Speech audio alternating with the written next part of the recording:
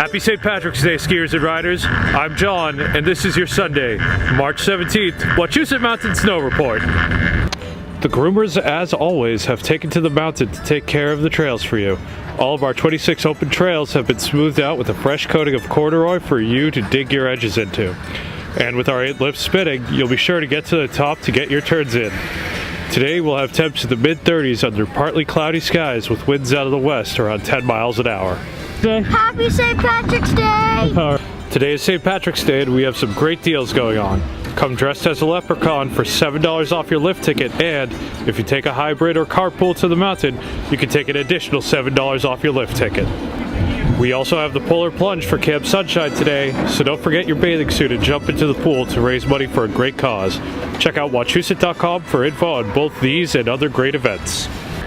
That's all I have for today. Be sure to check out social media for any updates to the mountain you might need to know about. Have a good St. Patrick's Day, and I'll see you on the slopes.